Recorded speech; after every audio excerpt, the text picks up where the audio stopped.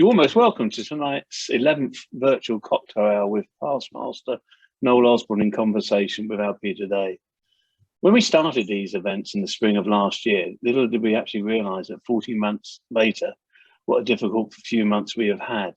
The last live event I actually attended, which is probably the same for most of you, was the Livery lunch in March of 2020. However, Peter, Lucy and myself have been really appreciative for the comments, the continued support you've given us these virtual events, and also for the positive comments that we've all received. So thank you for those. I hope that you've not only been entertained by these events, but also they've continued to make you feel part of our great livery company. We certainly will continue with the virtual events when life comes back to what we hope will be normal. And we also be trying a few hybrid events, so watch out for details of those. Tonight, however, is already a little different in that Lucy, Peter, Noel and myself, we're actually in the stationer's office, conforming obviously to all the COVID regulations, and we hope that you enjoy this slightly different format. And I'm personally delighted that Noel is our guest tonight. He is well known to most members. When I first joined the company in 2005, Noel was already a senior court assistant. Noel is a total gentleman. He's got a kind and encouraging word for everyone. It was always a pleasure in assisting Noel in interviewing new members. He's also produced our 2 recent stationers guides, and more about those later. So please charge your glasses, sit back and enjoy Noel in conversation with Peter. Thank you very much. Hello everybody, and thank you, Mike. Yes, we've got an eminent stationer this evening, and he's going to talk, I think, about his life in books, publishing, history and music, and they're all intertwined, aren't they, in your long career.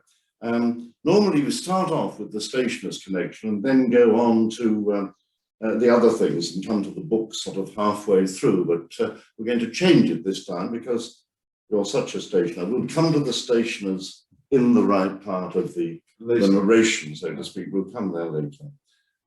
So we'll move through Noel's multifarious life and see where we get to. Noel, first thing, you were educated in the first place at Christ's Hospital, an ancient foundation with great traditions, including a rather itchy Tudor uniform. Is that where your taste for history comes from? Well, I think yes, it must have done, Peter, and thank you for asking that question, because when I went to Christ's Hospital, it had been in Horsham for 50 years, and before that, it had been just up the road here in Newgate Street for the previous 350. And so we had quite a lot of history right at the beginning of my time at the school. So yes, it did encourage me to look backwards as well as forwards. And did you get an interest in history at school? Yes, and that was actually before Christ's Hospital. I went to a school in southeast London, and from there we took the 11 plus, which led through to Christ's Hospital, and we were very, very fortunate to have inspirational teachers, and one of them was particularly good, historian. So that inspired. At a very young age. At a very young age, yes. And you become sort of hooked, but then there's music at Christ's Hospital. It's a very musical school, and you fell into that, didn't you? I did. I really went there, of course, on a general scholarship, but they knew that I had sung a note or two before that, and so I was drafted straight into the choir and became a treble in the chapel choir, and that was tremendous fun and a great challenge. And the following year, we were involved in coronation, so that was a great moment. What about that Christ's Hospital band that takes part in the Lord Mayor show every year? Were you ever part of that? No, I wasn't. I played an instrument. It was one of these huge brass things that comes over your left shoulder. An umpire machine. An umpire machine, but it was never involved in the marching band, so I didn't do that. But you went on singing all the way through school, and then Cambridge, and Jesus College, Cambridge, That's where right. you were in the choir singing regular services. That's right. So this was an intensification of your music It experience. was just a continuing continuing experience, absolutely. Because it's a big thing, that music in a choir at Cambridge or Oxford or a college. It's wonderful, and the college choirs are superb now, much better than they were even in my day. And we were very fortunate at Jesus. We had a full choir. Most of the college choirs, of course, were male voice choirs. You actually had singing boys as well. Singing boys as well from the town, and that was a wonderful thing to have at that time. Now, of course, the college choirs are full of girl sopranos as well, and they're better and better. Wonderful. Better and better than themselves, or better than the boys? They're very good, aren't they? The choirs, the boys are good, the girls are good, but the choirs generally are superb. And you were singing 3 even songs a week there, were you? Something like that? At least, yes. 3 even songs a week and Sundays, yeah. And for the rest of the time, you were doing classics and history. History and that intensified your history interest. Yes, that's right, yes. What happened after Cambridge then? Well, after Cambridge, like quite a lot of my colleagues, I didn't actually know what I was going to do. And I thought that I might become a teacher, which was a path that a lot of people followed. And for my 4th year, I might have done a dip ed, or in fact, what happened in the end was that I was offered a teaching job in Chichester, in a prep school. So you were learning on the job. So I was learning on the job for a year, and also singing in the cathedral choir. So it was a combined post. You hardly noticed you changed from Cambridge to Chichester, because it was a very similar environment. Yeah, we were still undergraduates, basically. And you were teaching what? That was the problem. I was teaching Latin and Greek to 7-year-olds, which didn't work. So I decided quite early on that I was going to come out of that and do something else at the end of the year. But what? But what? And then I was offered a job as an archivist. And that came through connections in Chichester, and I was invited to join the staff of the County Record Office and still stay in the cathedral choir. So I had another combined job. And they'd let you out early from the archives. They let me out early. But an archivist, you know, this suddenly you see stretching before you 40 years of dust and old volumes and that sort of thing. And that was frightening, actually. I could see that the sort of jobs that I was starting on could easily last 40 years, and I wouldn't finish them. So for a time, I really wondered how this was going to pan out. But I had a wonderful variety of jobs. I was working on Dean and Chapter archives. I was working on diocesan archives. And I became specializing in estate archives. So I worked at Arundel Castle on the archives of the Duke of Norfolk, and catalogues of those archives we published, and the same thing at Petworth House for the Earl of Egremont. So one day a week, I was going out to these places. They were too big for their records to come into the record office. We had to go to the mountain. And you learned on the job, so you knew what you were doing. Did you begin to be able to read old handwriting and all that kind of stuff? Yes, I had to learn that. Yeah. Yes. I did quite a lot of work to equip myself for dealing with medieval documents, for example. Well, I caricatured archives as dry and dusty, but when we had Richard Ovenden from the Bodleian Library on one of these events the other month, he was talking about this lifeline back into history that the archives provide, how strong a thing they are, and the ideas you can find in them are. And in that period, in the 60s, it was a period of discovery. We were still opening boxes that people hadn't opened for a very long time, and so you never quite knew what you'd find. So did you then see your future in terms of archivery, being an archivist for the rest of your life? I thought it could happen. And at the same time, I didn't want to stay in one particular area. So I did apply for a couple of jobs outside West Sussex, one of which I didn't get, and one I was appointed to, which was the Henry Huntington Library in San Marino in California. That was something, that was a real coup. Were you surprised to get that? I was surprised to get it, but what happened was that the Americans were buying up estate archives from the UK, and they had huge collections, for example, of the Stowe archives from Buckinghamshire.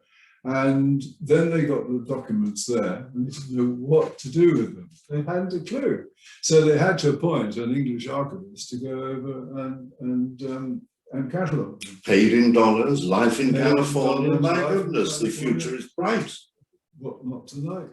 What happened? What happened was I didn't go. I didn't go. And the reason I didn't go was there were two reasons. One, because the quota of visas and work permits for Britons was reduced at that time. And we're talking 1968. And the second thing was that if a Briton did get a visa or work permit, he had to be able to get an American on the moon. And I wasn't very good at that.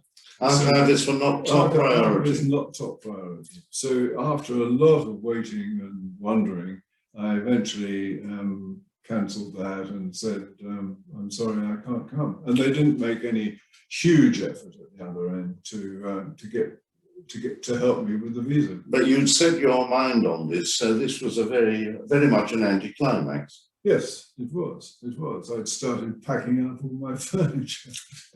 So what happened next? What happened next was that I was in limbo for a short time.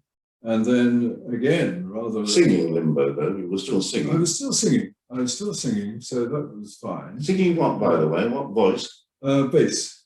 Yes, I was bass in Chichester Cathedral Choir for 15, 16 years. And my boss at County Hall happened to know about a company that was being revived by somebody for whom he acted as a trustee. And this company was called Phillimore, and it was owned by a man called Mark Fitch, who was a very wealthy grocer. Fitch Lovell Group had an office in West Smithfield. He hated grocery. His office was absolutely full of line after line of volumes of records of the British Record Society and this sort of thing. He was an antiquarian, but he happened to have to make his money through Fitch Lovell.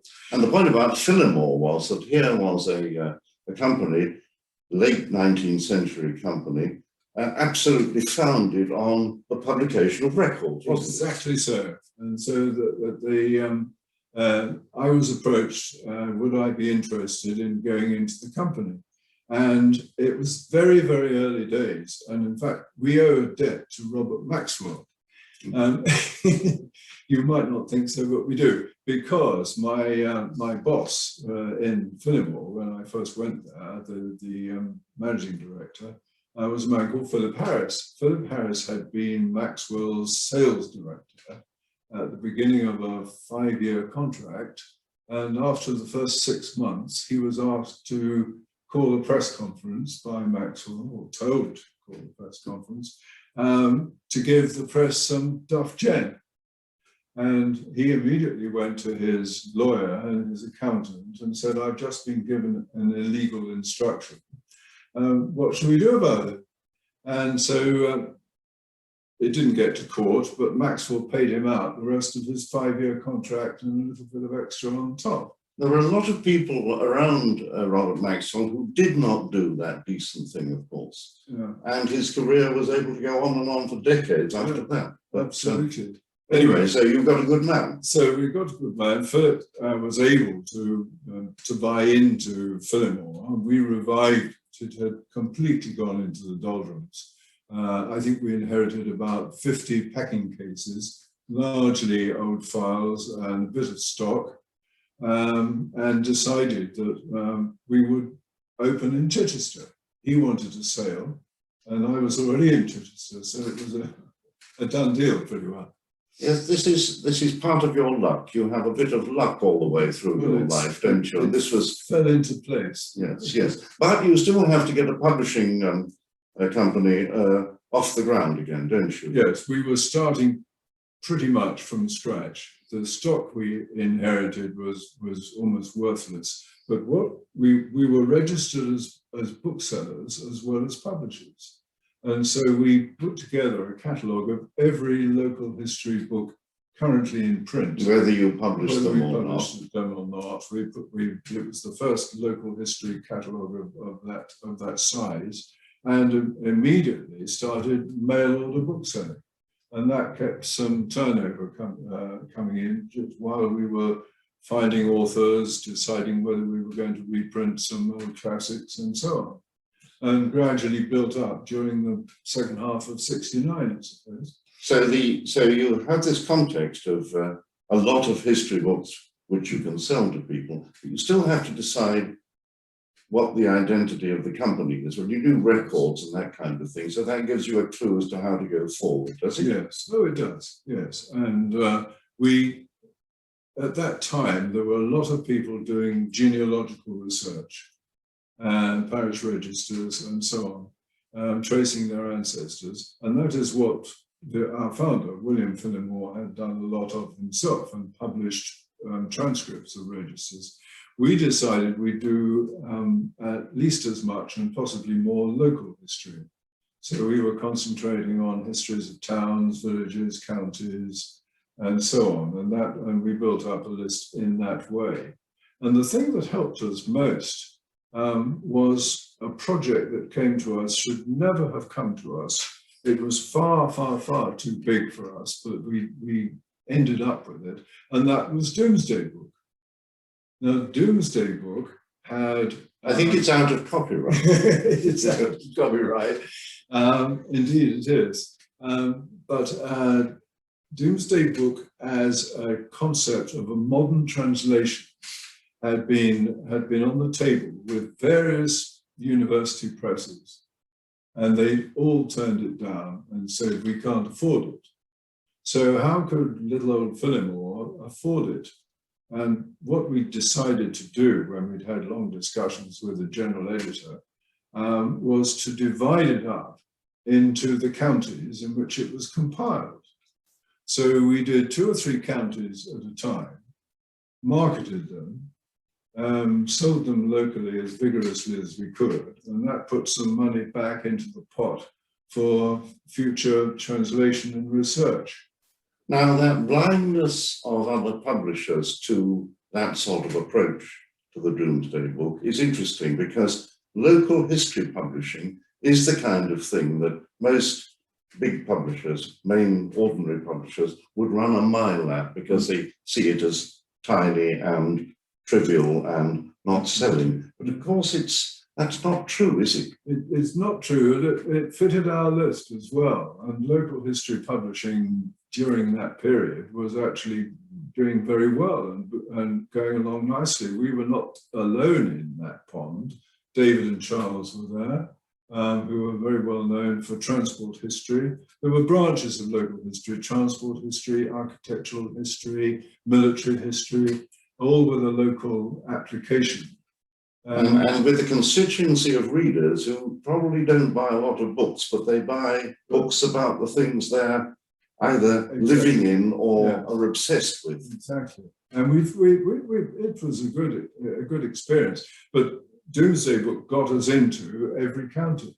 I mean, if we hadn't got a book on Cheshire at the time, we'd got Domesday Book Cheshire, so it got us there. Do people read Domesday Book, or is it just the sort of book you buy to have on your shelves? You have it on your shelves. There's a little bit of cachet to it, but you have it on your shelves so that you can say, this is the village I live in. It has a church, it has a mill, it has... So many wapentapes. All that, yes, yeah, exactly that. But it's owned. But it's owned, and we were pleased with it. And it took us forever. I mean, King William, he commissioned it at Christmas 1085. He published it in 1086. we started working on Doomsday Book in 1979, and we finished it in 1986, 17 years later. But it was on the 9th centenary, so it worked. And you made money out of it. And we made some money out of it, yes. You asking about do people read it? I was privileged to present the complete set to Her Majesty the Queen at in Chichester when she came to distribute the Royal Maundy. And Chichester had wondered what to give her, and it was decided that she'd get this 40-volume in a box for the Royal Library. Well, clearly I wasn't going to give her a box of 40 books, but we took out the Sussex volume and had it beautifully bound, leather bound, and I presented it to her. She immediately passed it over to the Duke of Edinburgh. He opened it and he said, "God, does anybody buy this stuff?"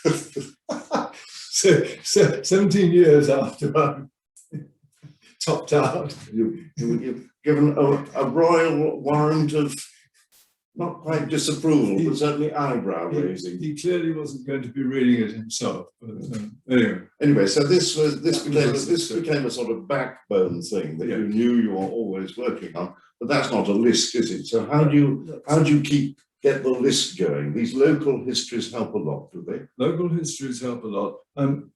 The list was built up, people offering books to us going out and finding an author for a book when we knew we wanted a book on a particular place. And it was quite interesting, actually, in market terms, that if you go to a Winchester or a Canterbury or a Lincoln or a York, they've got so much history already that they're not that bothered about another one-volume history of the town. Go to somewhere like Bracknell or Billericay or Brentwood, which notionally has no history at all, and they lap it up and they buy thousands of copies of the book. So we started actually buy thousands of copies. They buy thousands of copies. Again, that's invisible to the big publishers who are scraping away to sell thousands of copies of their books. You know, if you find the right town, you can sell 900 copies before it's actually published. Oh yes. So we would sell 3,000 or 4,000 copies of a one-town history, which apparently had no history, but that was enough to make that work. And the authors, there's always somebody who knows enough to write a book in these towns with no history. Well, the local librarian, the head of history at the school, a keen amateur who's retired and possibly written books on other subjects and taken up local history in retirement. There's always somebody there. You just have to sniff them out. And actually, the bookseller in the town is very helpful. He'll tell you who to go to. And you'll probably sell a lot of them when they come out. Absolutely. And you're only delivering these things in 3 boxes to one shop. You don't have the having to go out all over the country with reps and things. So it's a very different. You call it niche publishing, but it's very different from conventional big publishing. Yes, it is very different. And I mean, their attitude. You could see it side by side at a signing session. We had one signing session for a local book, and we found that our author, who was completely unknown except in his own town, was sitting next to at a table to Frank Muir. And Frank Muir was very happy to sell 40 or 50 copies of his book, which he would then sell in 2,000 bookshops around the UK, the same quantities probably. But he was sitting next to somebody who in the same time sold 1,000. But that was it, you know. But there's been very much an increased attitude in history and to history books in general over the last 20 or 30 years. Maybe in retirement people turn to history, I don't know, but I know that at Hatchard's they used to have novels on the ground floor, and I went in 10 years ago or so, and novels had suddenly become history books, and I asked why. Because history books were selling better than novels, so they put novels downstairs, I think. And television has done a lot for that. There have been some wonderful television programs on history, which has kindled interest, and it filters down. So it filters down at the local level as well. And you did all sorts of things at Fillmore. You did the editing and the designing and that kind of thing as well. Everything was in-house. We edited, we did design and layout, typography. I can tell you awful stories about typography in the 1970s, but we probably haven't. Well, it wasn't very good, was it? It was awful. It was awful. It was that transition from hot metal to litho and golf ball typewriters and those computer set lines where V was meant to spread was made to spread over the entire line. Yeah. That. No, it wasn't good. And nor was the reproduction of illustrations, actually, if I'm honest. The early litho illustrations were grey. Grey is the word. And that was an important component of what people wanted from a local book, of course. Yeah, absolutely. So I mean, the whole standard has come up so much. It's wonderful. In many ways, I wish I'd started about 30 years later, because I would have got a lot more done. You might have had more competition then. Oh, yes. Because people have come into this business, particularly on the pictorial side of things. Yes. There was a big boom in pictorial histories, earliest photographs up to Second World War or something like that, and they've sold lots and lots of copies, and lots of companies have done it. So here's Fillmore going along with the Victoria with the Doomsday Book. Three different volumes a year or something, yeah. and then these local histories, intense local histories. That's not quite enough for you, so you find other things to do as well. Well, we actually looked at the opportunity to work with particular clients. There were a lot of people who wanted books published and didn't quite know how to go about it. And they were rather broader history than local history, but we've done a lot of books over the years for a great number of clients, whether it's Lord's Cricket Ground or whether it's the Order of the Bath or livery companies. So let's ask Lucy to put up some of them, and you can talk us through, because we're talking about books in abstract when we could be talking about them on the screen. So. Oh goodness, that, sorry about the intruder, but the red and black books across the middle are the 40 volumes of Doomsday Book, and above and below them are the books that William Fillmore published around the turn of the century. They're all transcripts of parish registers, county by county, right the way across the country. And at one point in my office, I had the whole Fillmore library. And I'm pretending to read something there. Well, at least that one got read. Now we go on. Now the one on the left turned out to be our bestseller. That was published in the 80s. It was a guidebook for everyone doing family history research. And of course, that was just beginning to take off in the 80s, yes, wasn't it? Yeah, it was. And that lasted in various editions well into the early years of the present century. Each time I think we printed 3,000 or 4,000. It was a £50 book, and it went out like hotcakes. And it had everything in it, or everything that was then available. So you had a map of all the parishes. You had a historic map, so that if you ran out of steam searching in one parish, you could see the old road systems that might take you to the next parish, because most people didn't move more than 3 or 4 miles. And then until the bicycle came along. Until the bicycle. And then the index was the complete list, again, county by county, of all the parish registers that had been deposited, where they were and where they were transcribed. Not in print now, you say? I don't think it's in print now, because it's been superseded. All this information is now available digitally. Yes, I want to come a bit later to the impact of digitalization on publishing, because I think that's important. No, we go back Lucy, because we haven't talked about the... Oh, the paleography was just another, we did a lot of guidebooks. What How is to do this, paleography? It's about handwriting. relationships. Any Any paleography is a paleography. paleography, yes. No, it's handwriting. Oh. So everyone who... So you learned it, so learned you it, produce a book on it. We produced a book on it, and people, and it has examples of over the centuries of the style of handwriting. And again, people find that very useful when they've got to do research into original documents. So that was another bestseller. But we had a lot of books like that, a lot of guidebooks. Then these are typical local histories, which I've just really thrown together as samples. But as we're doing jackets only, I thought you might like some interesting jackets. It's a terrific. Is that a fisherman there? That's a Yorkshire fisherman. Yeah. Super photograph by the man Frank Sutcliffe, who did the book on the right of him. On the right, yes. He's the Whitby photographer. He's the Whitby photographer.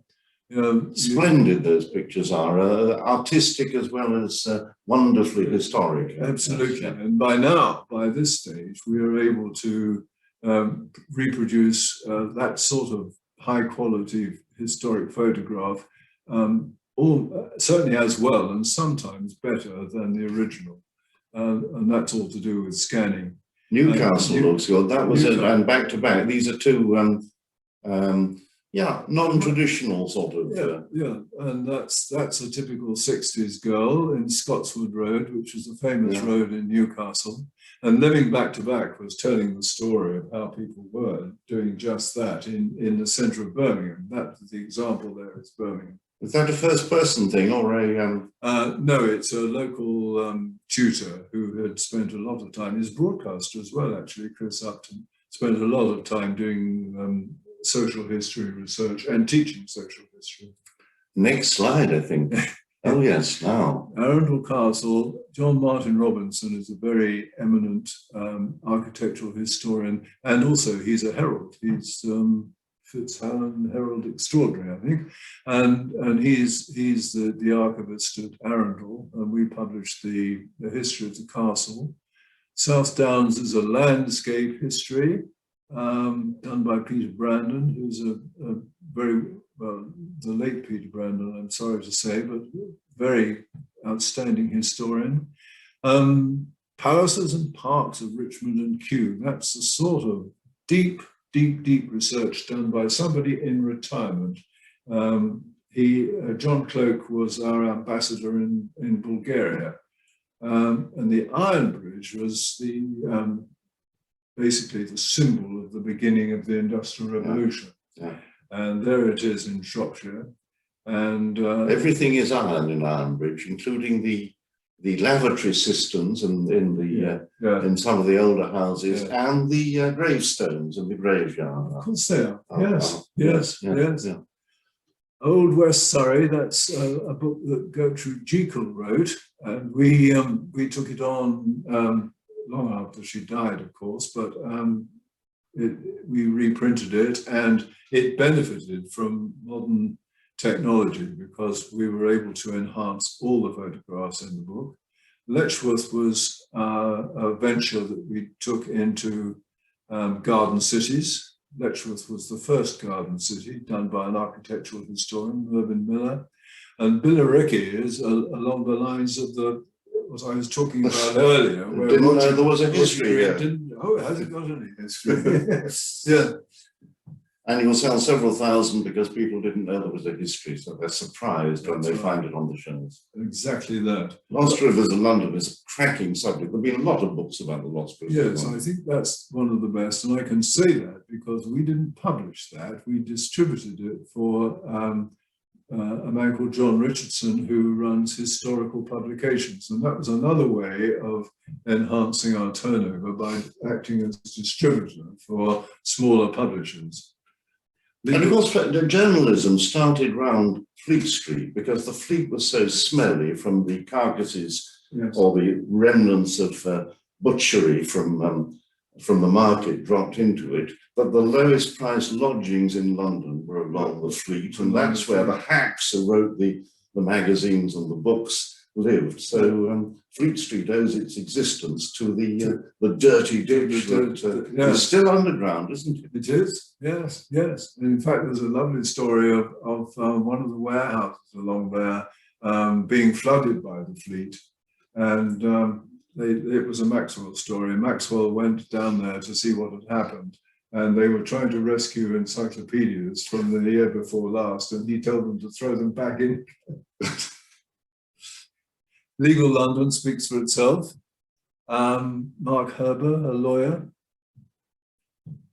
And that's just to show you that at some point in time, every year we produced a complete catalogue of all our local and family history. There's Lincoln. That's a picture of Lincoln on the front, yes, rather fine oil. And then these are books we've done for sponsors. Regent Street is owned by the Crown Estate, and we published that book for the Crown Estate. The Order of the Bath needed its history, which was done by Peter Galloway, who is a clergyman, but he's also a historian I've worked with a lot. And that's the ceremony of their annual service in Westminster Abbey, shown on the front cover.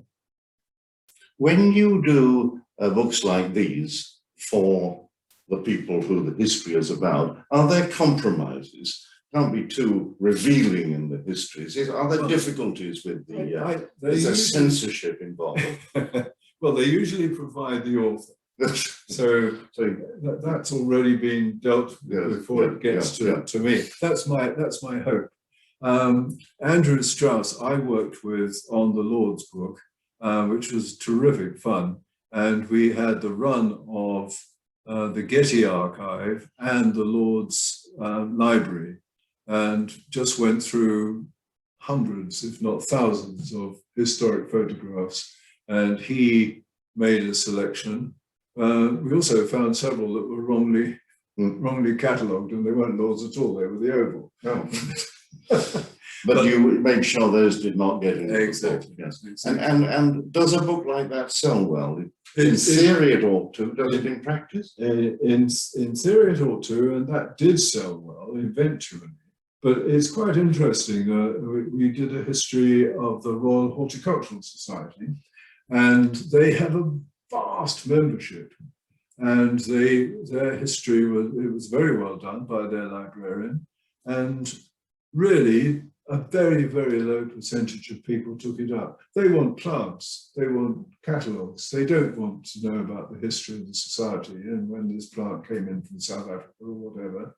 And so they did buy it, and it sold eventually 3,000 or 4,000 copies, but given the captive market, and curious, well, it just shows how particular your market was when you published histories of places without history. Yes. Places with too much history, people don't want to know about so much. Exactly. Not so many people want to know. Yeah.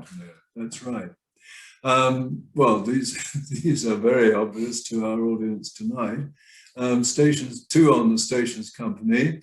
One that I was absolutely thrilled to work on with Christopher McCain, the Thunderer, John Walters II. Christopher kicked off this series, didn't he? Yes, he did. And that is an absolutely super book. And for a time, I had to stiffen the sinews to get him to really to go ahead with publication. But we managed to get it over the line, and it's a very well written book, and it's a marvelous story. I think it's sold out now, isn't it? Century, right? It may well have done. I think so. Yeah. And that's a book which the one below it, Whittington was written by John Stoddard, a former Lord Mayor and a senior money man, and that book, of course, is completely dated because of what's happened since. Well, you know better than I. Yeah. But at the time it went well, but it was the story so far. we were saying we were the centre of the world at that point, and that's been You have challenged. to be careful when you say that. Yes, It's exactly. asking for trouble. Yes, and a couple of livery company histories that we've done for the vintners, vintage years, and a lovely account of the felt makers company. The felt makers make the Lord Mayor's hat each year, and anyway, there's And these are a bit like your village, your town histories. You sell a lot of copies to a very defined, yes. constituency. Yes, Exactly. yeah. I put these two books next to each other because it's the same book. And I was approached by the agent of an estate in Oxfordshire who said that his master wanted to have a history of his house. And the house, Glimpton Manor, is just outside Woodstock. And yes, all right, this is something we could do. And again, John Martin Robinson, who did the Arundel Castle book, was the author. And he said, my master wants 1,000 or something copies of a standard edition. And he said he wants 200 copies of a leather-bound edition. And I said, all right, I think quite a lot of leather. There's a lot of leather. It gets worse, I can tell you. I said, I'm sure we can do that. And he brought in a sample volume of a Charles Dickens, and it had, under this glass dome on the front, it had a portrait of Dickens. And I opened up the book, and it said £9,000 in pencil, the dealer price. And I said, well, what is to happen if you want to match this binding? He said, well, we must have a portrait, a picture of the house under the glass dome. So, yes, fine. So you would like me to get a watercolor artist to come along and paint the house? Yes, that's right. And then we'll print 200 full color copies of the watercolor. Oh no, each one has got to be an original watercolor. So we had to do 200 watercolors. That's called a causeway binding, and that binding continues on the inside of the board, so that there are two very thick boards to take the dome. And on that cover, there are 96 enamels on every single one. And Liveryman Robert Shepherd and Ali Strachan handled the binding for me. And I remember going to the bindery just to see how it was going along, and saying to the chap who was actually doing the work, I said, how is it going? He said, this is the worst job I've ever had. He said, this is mass production.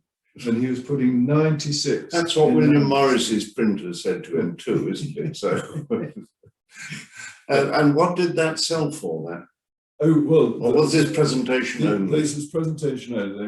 The 200 were going to VIPs. His master turned out to be Prince Bandar, who was the Saudi ambassador to the States.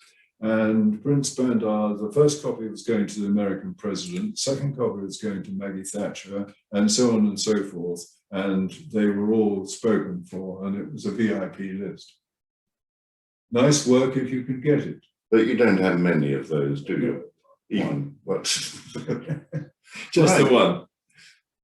Right, now we can go back to you, really. Oh, goodness. You've been a fellow of the Society of... oh, and these are you're still publishing. I'm still published. You're still yes, published. I'm still published. Yes, I'll ask you a bit more about that right at the end. But you've been a fellow of the Society of Antiquaries since 1992. Well, yes, not since actually, Peter, because that's when I was elected, and it's a marvellous place to go. It's a self-electing place. It's a very private place, isn't it? It's a very private place, but it's got an extremely good library. And for a time, I needed to use the library, and I was elected a fellow, and I used the library. And then I think probably 10 years ago, when Fillmore was sold, or the company was sold, I resigned my membership because I wasn't using it, and I thought I'd make way for somebody who would use it. And I'm delighted to see that the present master's been elected a fellow. But it's one of those organisations housed in what do we call it? The Royal Burlington House. Burlington House, which many of which are under threat from raised rentals. Yes. It's, and I mean, I think the antiquaries probably will struggle as much as anyone. Unhappy that. Now, as well as being a publisher, you have been, as you say, a professional musician for your whole life. So you were singing at Chichester, and that's quite a heavy round of things. It's a big commitment, this singing in a cathedral choir, isn't it? You have to be there day after day, or find a substitute, do you? Yeah, well, if you're lucky enough to find a substitute, it's eight services a week. In what's called term time, plus obviously major festivals, plus Easter, plus Christmas. And Salisbury you sang in as well? I sang, yes. So when I eventually left the Chichester choir full time, and so I became a deputy. So I was there at the end of a phone in case. But at the same time as I did that, I had a call from Winchester, and then subsequently from Salisbury on so many occasions that I was singing almost as much as I had been at Chichester. What do you get out of that? It is a unique experience singing in a cathedral choir. It's wonderful, and it's also therapeutic, actually. If you've got a fairly stressful job, to be able to go and it's not the end of the day, but to take a break at 5 o'clock and go and sing evensong, it's rather a nice thing to do. And if you're lucky enough to be able to do it, it's really good all round. And I've seen the cathedral choirs progress. We were talking about girls in Cambridge just now, but I mean most cathedrals now have girl choristers, and they rotate girls and boys. That's brilliant. And they don't wobble, the girls. That was always the great fear, that the girls were going to disrupt the great English tradition English cathedral tradition by wobbling, and they don't wobble, do they? They don't wobble. No. In fact, if you listen to choral evensong on Radio 3, you really can't tell whether the boy is singing or girl is singing most of the time. Do you rehearse very much as a cathedral choir? Does everybody know what they're doing, and therefore you get that magnificent effect without a lot of every day? Well, the boys rehearse for an hour before evensong, and the men rehearse for 25 minutes, something like that. So, because you're doing different music each time. It is a big repertory, isn't it? Yes, absolutely. And you've got to be able to read. I mean, read music. Yeah. I mean, you wouldn't have time to take it away and learn it and then practice. But you've also been involved in the running, the devising of choirs as well. Yes, I was encouraged to found a chamber choir back in the late 60s, and that still runs. St Richard Singers. That's Richard of Chichester. That's St Richard of Chichester, yes, and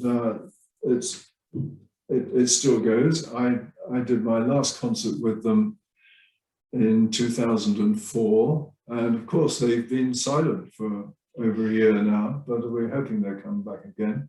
And we did some wonderful things with them. I could never persuade them to go abroad, because I really wanted to go and sing in France, but they didn't want to do that. But they sang evensong at St Paul's Cathedral on one occasion. They sang for the stationers at St Bride's, Fleet Street. We did a concert for the Lord Mayor in 2000, Sir Clive Martin. Which was fun. And this is you singing as well as organising, is it? Me actually waving a stick on that occasion. I wasn't singing, but it was a good concert. Do you get a lot of feeling of power when you wave a stick? Yes, I suppose you do, in a way. I think it's more a cooperative, but you're hoping that you're helping people to do what they want to do. Because it's the great metaphor that people use about business, that the CEO, the managing, the chairman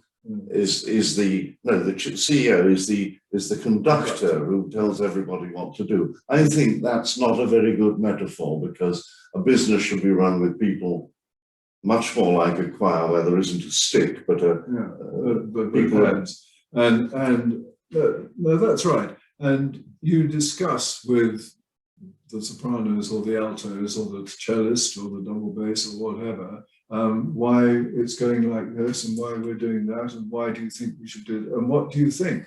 Because, I mean, for example, in the Hanover Band, which I have been privileged to conduct 2 or 3 times, they're wonderful musicians, and you don't tell them to do anything. I wouldn't dare tell them to. You have a discussion about how it should go, and are we going? Should it go faster? Should it be sprightlier? Whatever.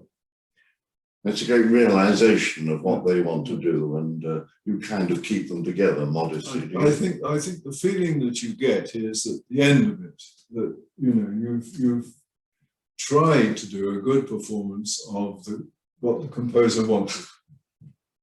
And then people clap. And then people clap, and you enjoy that. Your bass voice, has it got bassier over the years? Oh yes, and it's not something you want to listen to either. Oh, no, I don't think so. So you don't sing anymore? I don't sing much, and if you don't sing much, it doesn't get any better. But no, I sing from time to time, and I sang earlier last year. It's that sort of thing. Nobody's been singing in recent times. But I sang it earlier last year, and I was quite surprised that I could still do it. I did. Now let's get to your connection with the stationers, which is what's it called? It's not quite patrimony, but it's long, isn't it? It's family. It goes back to the Rivingtons. Goes back to Charles Rivington. Charles Rivington invited my father, who was working for him at the time. This is immediately, well, he went to work for him immediately post-war, but this was in the early 50s, when it's quite clear my father wasn't going to take the legal exams that he needed, to apply for a job at Stationers, which was vacant. And he did, and he got it. And so he came to the Stationers Company and became assistant clerk. To Charles Rivington, who was clerk? No, the clerk at the time for whom he worked was Patrick Wells. So the Rivingtons had gone. I mean, they've been for 150 years. That's right. Yeah, time for a change. So Patrick Wells was clerk, and he didn't show up a great deal. So my father was very full time for about 20 years, and I came in to the company. I used to come to Stationers Hall to the office to visit him in on school holidays, that sort of thing. And he persuaded me to come into the company, which I did in '74 on the day that he retired. So I was made a liveryman on that day. A symbolic thing, and you were by then a publisher rather than a dusty archivist. Well, exactly. Yes, I hadn't finished Doomsday Book, but I was still a publisher. So that worked very well. My brother, my younger brother, taught at the Stationers Company School and met his wife on the staff there. And so, yes, I've been connected for quite a long time. At the beginning in the 50s, I mean, there was the whole business of what is now Club Quarters, which was a huge issue. Yeah. The building, the English Stock Company. Yeah, absolutely. And that's saga. And you joined the court in 1996. Yes. So, but then you were sort of fast-tracked or something because of your deep connections with the company. Well, no, I think in fact, I had a long period, as happens to so many people, especially if they're out of London, when I didn't show my face at all, and I didn't have any track record. But I eventually was able to come to all sorts of things from the late 80s, really. I'd got the company, the film, organised enough to be able to take some time out, and so I came there, and I came onto the court pretty much in I mean, everything was seniority then, so I was senior enough to come onto the court, and then you're on the court, and that was still Buggins' turn. I think I was the last Buggins, and that was 12 years, I think, to the chair. To the mastership. To the mastership, yes. And that was 10 years ago, the mastership. Yeah, horrifying. It's more than that, actually. I was 08. Oh, really? 09, so yes, yes. And what was that like? Was that a great crowning moment? It's a huge privilege. It's hard work. It's great pleasure.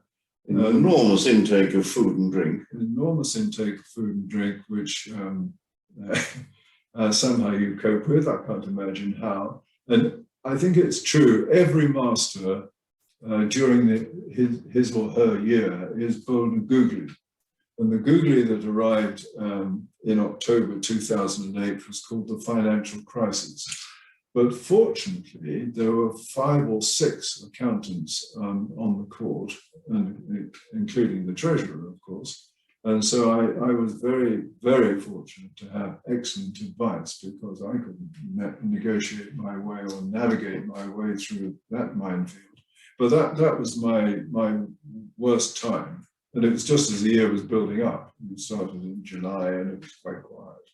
And then bang.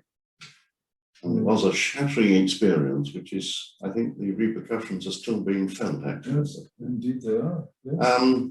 But that was quite a long time ago. What do you make of the stationers now? I think what's happening is absolutely wonderful. It's extraordinary how the company has evolved, particularly in this century. There was a new Millennium Review Committee, then there were reforms from Master James Benn, and things have moved on. We've had our first lady master, and that isn't just a token thing. We've got more ladies lining up. And now what is happening to the hall, I'm all in favour of. I think it'll be wonderful. Can't wait for February 2022 to come along. And there's still active involvement in the crafts and industries and professions that make up this business as it evolves into the digital world. Yes. But not just that.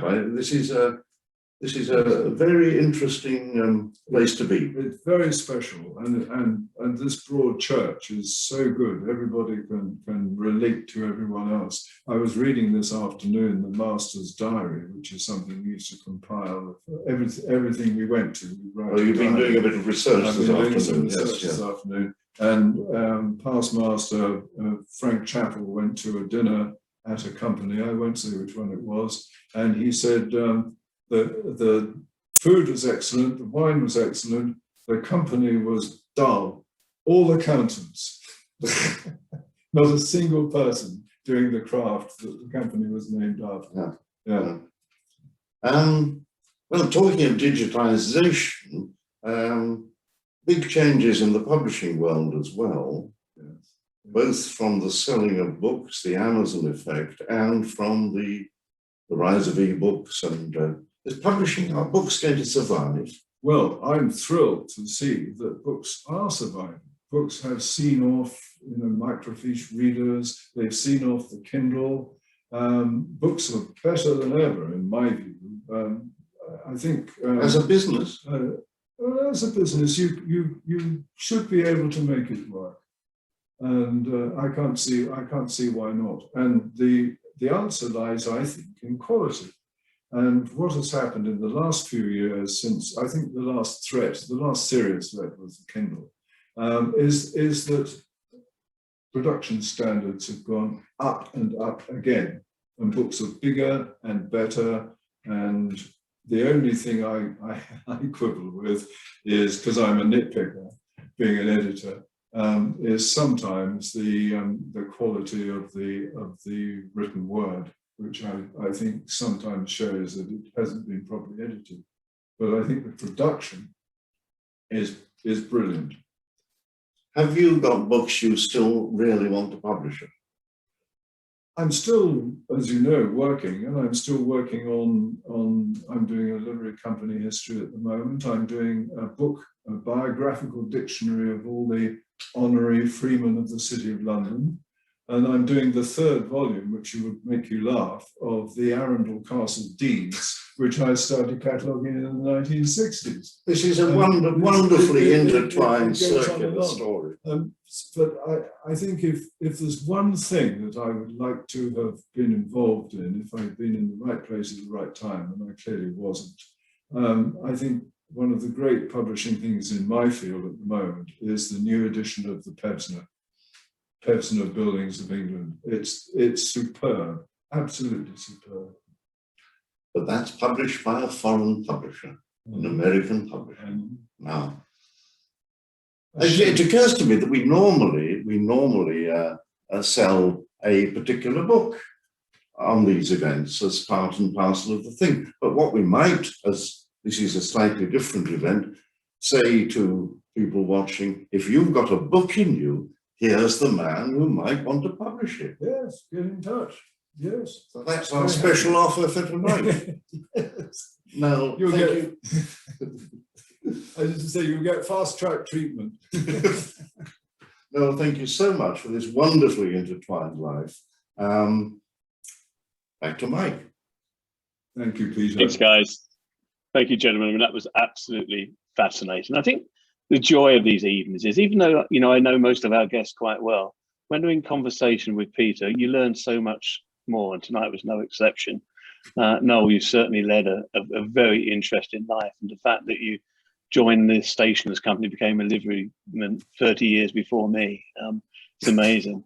As I said in our introduction, Noel produced our stationers guide, which hopefully every member has a copy of, but if not, there are some available. Noel's signed some as well.